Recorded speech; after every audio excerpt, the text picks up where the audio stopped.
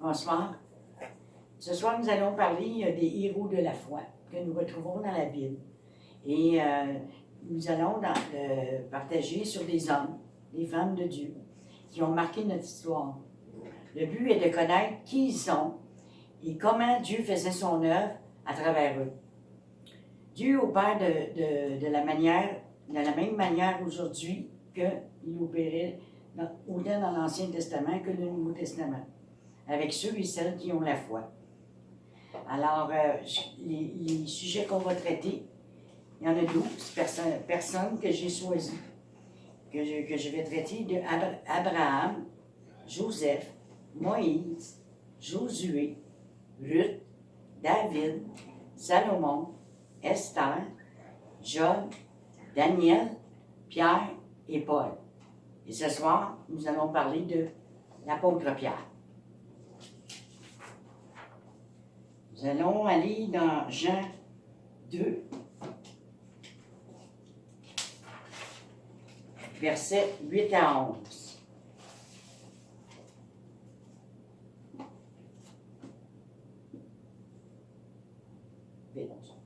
Jean 2, versets 8 à 11. Puisez maintenant, leur dit-il, et portez-en à l'ordonnateur du repas. Ils emportèrent. Quand l'ordonnateur du repas eut goûté l'eau changée en vin, ne sachant d'où venait ce vin, tandis que les serviteurs qui avaient puisé l'eau le savaient bien, il appela l'époux. Il lui dit, « Tout homme sert d'abord le bon vin, puis le moins bon après qu'on s'est enivré. Toi, tu as gardé le bon vin jusqu'à présent. » Tel fut à Cana, en Galilée, le premier des miracles que fit Jésus.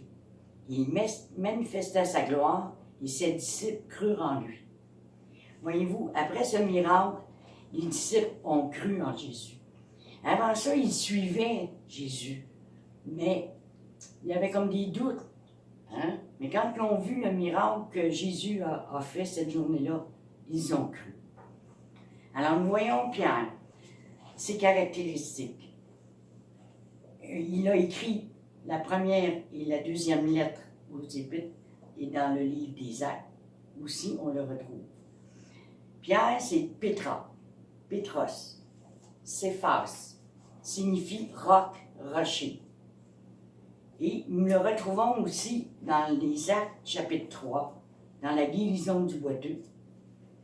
Dans le chapitre 4, la première arrestation de Pierre. Dans le chapitre 5, nous voyons Saphira et Ananias. Il y a eu une parole de connaissance. Ensuite, l'ombre de Pierre qui guérissait les malades, dans le verset 15. Dans Acte 11, on voit où les premiers chrétiens ont été nommés, c'était Antioche, dans le verset 26. Et dans l'Acte des Apôtres, nous voyons la vision de Pierre pour la conversion de Corneille. Ce qui veut dire que Pierre avait comme l'autorisation de Dieu de prêcher aux païens aussi et aux gentils. Puis, au chapitre 12, nous voyons l'emprisonnement de Pierre et la délivrance aussi que le Seigneur leur a accordé dans le verset 7 à 11. Dans sa première lettre, Pierre nous montre la conduite à tenir face aux différentes épreuves et mettre notre confiance en Dieu. Aussi, appelé Simon, fils de Jonas, il est né à Bethsaïda. Jésus changea son nom pour Céphas, qui est rocher. Pierre était commerçant avec son frère André. Il était marié et avait des enfants. Et il vivait avec sa belle-mère aussi. À l'époque, c'était courant, ça. Et il a été présent à la transfiguration de Jésus. Et il l'a vu après sa résurrection. Il a nié 3 fois Jésus. Puis il est devenu un pilier dans l'Église, un dirigeant. Voyez-vous, le Seigneur se sert de nous de différentes manières. Et à cause de son zèle et de son courage, il se retrouva au premier plan parmi les apôtres. dans Acte 1, 13. Il est le premier à confesser que Jésus est le Christ. Dans Matthieu 16, 16.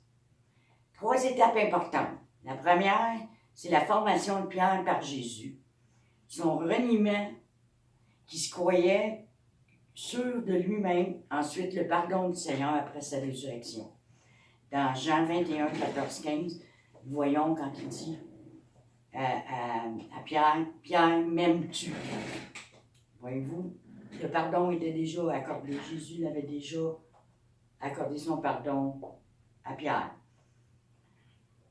Le deuxième point, la deuxième étape importante, c'est l'effusion du Saint-Esprit à la Pentecôte. Ensuite, il fait un discours aux Juifs, 3000 âmes sauvées. C'est le commencement de l'Église par l'effusion du Saint-Esprit et les miracles, dans Acte 2, 38, pour ceux et celles qui prennent des notes. Il travaille à l'expansion de l'Évangile et un fondement solide à l'Église.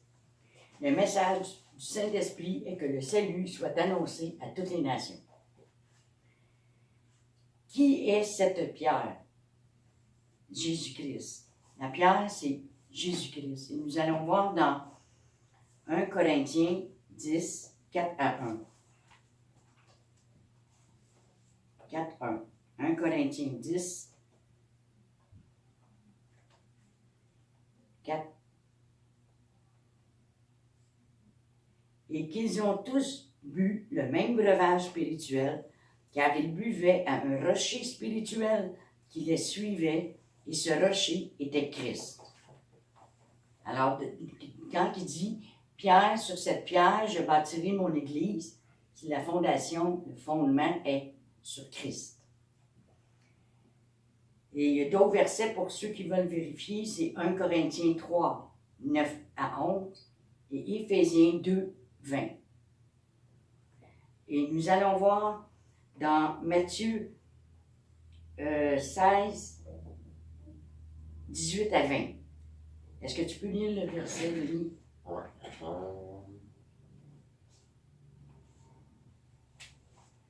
Et moi, je te dis que tu es Pierre, et que sur ce roc, je bâtirai mon Église, et que les portes du séjour des morts ne prévaudront point contre elle.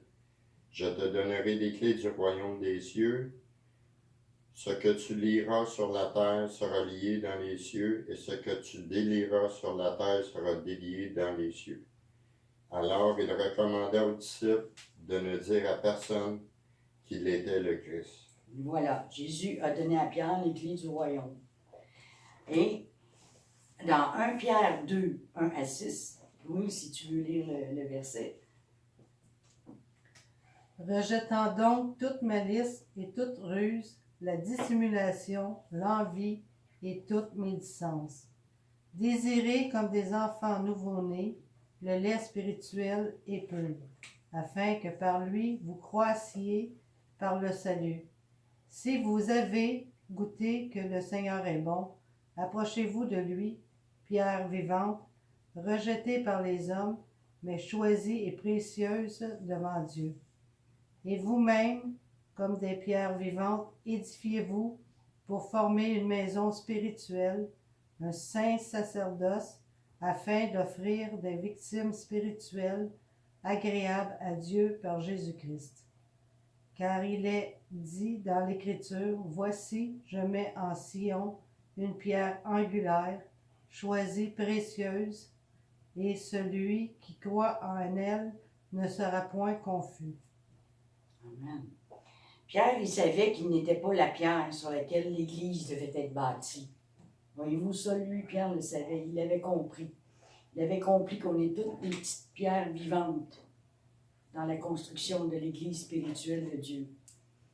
La première clé fut celle qui ouvrit la porte aux Juifs, dans Acte 2, avec son premier discours. La deuxième clé, pour ouvrir une porte en Samarie, l'effusion du Saint-Esprit, dans Acte 8, 14, 25. Et pour ouvrir la porte aux gentils, les païens, Acte 10, crois au Seigneur Jésus et tu seras sauvé. Nous retrouvons dans la deuxième lettre de Pierre une mise en garde contre les faux docteurs et les fausses doctrines. La meilleure précaution à prendre est de faire des progrès spirituels et s'adapter à la saine doctrine. Pierre et Paul sont les personnages principaux de l'Évangile. Pierre, sous le règne de Néron, fut condamné à mort et crucifié à Rome, la tête en bas, environ 68 ans après Jésus-Christ. Toute sa vie fut un témoignage rendu à la grâce de Dieu. Il était téméraire et irréfléchi. Il comptait trop sur lui-même, ce qui le rendait vaniteux. Il s'est vanté de toujours être fidèle à son maître, d'un tempérament bouillant et un caractère peu discipliné. Il agissait plus par impulsion que par raison. Il trancha l'oreille d'un soldat, mais Jésus le guérit. Il connaissait aussi la peur quand il a renié Jésus. Il pleura amèrement, ayant touché le fond de lui-même à la suite d'une défaite morale. Il consentit à entrer dans un processus de guérison. Parce que là, il avait renié devant tous. C'est difficile de revenir après. Mais par l'amour qu'il avait pour Jésus, puis que Jésus a travaillé en lui, mais ça s'est fait.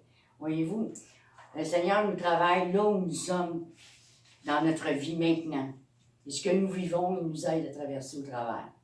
Pierre en est un exemple pour nous. Parce que des fois, on prend des décisions, on fait des choses sur le coup de l'impulsion, nous aussi dans notre vie.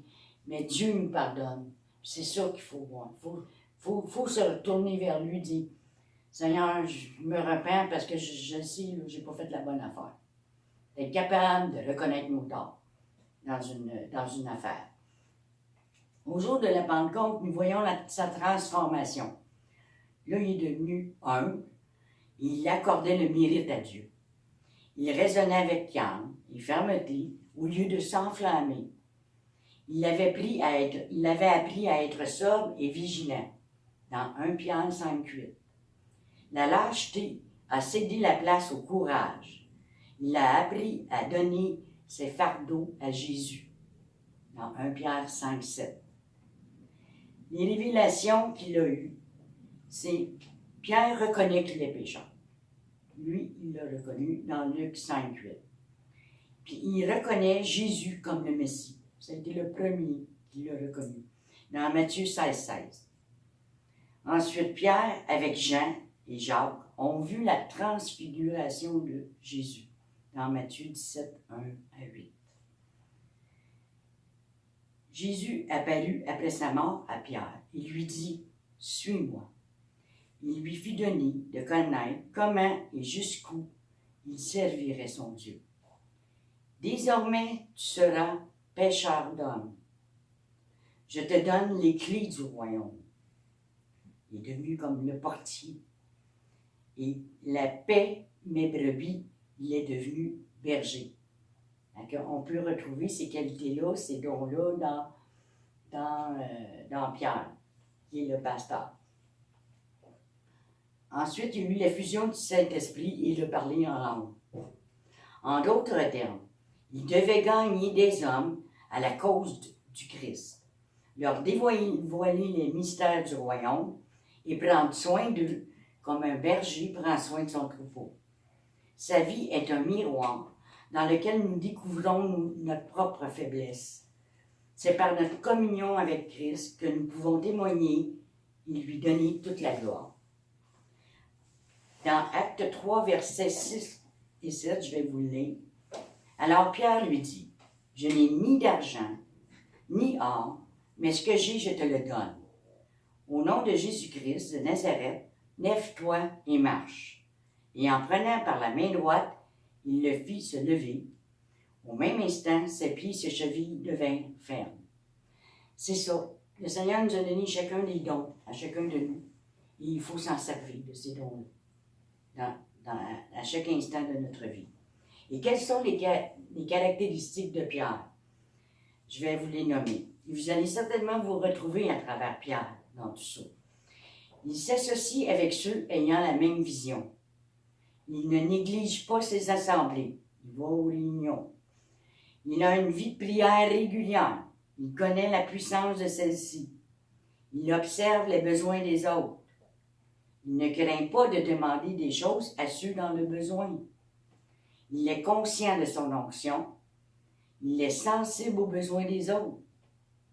Il sait reconnaître le besoin dans une situation.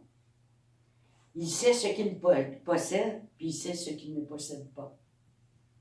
Il connaît la puissance dans le nom de Jésus. Pour l'avoir expérimenté, il l'a vu, qu'il y avait une puissance dans le nom de Jésus. Il utilise la puissance du nom de Jésus. Il s'attend à ce que le nom de Jésus crée un changement. Il agit comme si le boiteux est guéri, qui est déjà guéri. Quand il l'a levé, lui, pour lui, il était déjà guéri. Il avait la foi pour ça. Il s'attend à ce que la maladie soit soumise à sa foi en Jésus. Il donne une instruction, quelque chose à faire, et celui qui est dans le besoin. Supposons des fois, il peut aider, même donner une instruction à la personne. Il connaît sa source. Il utilise un climat de miracle pour prêcher le nom de Jésus. Voyez-vous, c'était tellement miraculeux que même les gens disaient, si je vois son ombre, juste son ombre, que je me mette dans son ombre, je vais être guéri. Puis les gens guérissaient à travers son ombre, parce qu'il était trop loin, ils ne pouvaient pas aller leur rejoindre. Voyez-vous, la foi vient aussi de nous. La foi qu'on a que de dire, oui, Jésus va le faire, oui, Jésus va le faire. Il utilise un climat de miracle pour prêcher le nom de Jésus. Il voit le problème qu'il est qualifié à résoudre. Il discerne le besoin réel. Les gens ne leur demandent pas toujours ce dont ils ont besoin, mais plutôt ce qu'ils veulent. Mais Pierre, lui, savait faire la différence. Il ne craint pas la persécution, car il sait qu'elle est inévitable lorsque l'on prêche Jésus. Il craint les réactions de Dieu plus que celles des hommes. Effectivement, c'est lui qu'il faut craindre. Il est prêt à dialoguer avec un autre homme de Dieu qui est en désaccord avec son opinion. Il est prêt à admettre ses erreurs. Puis il est capable de s'éloigner de ses erreurs et ne les ressasse pas pour les analyser. Voyez-vous? Ça veut dire que oui, vous l'avez admis, vous avez fait des erreurs, mais passez pas votre vie à dire que vous avez fait ces erreurs-là. Là. On continue, la marche, ça continue. Fait que l'expérience de Pierre nous montre que nous aussi, nous avons tendance à être comme lui. Mais voyez-vous, le Seigneur s'en est servi pour sa gloire. Et à travers Pierre, nous avons vu la gloire de Dieu. Et ce que je souhaite, c'est qu'à travers vous, on puisse voir la gloire de Dieu aussi. Soyez tous bénis. Merci.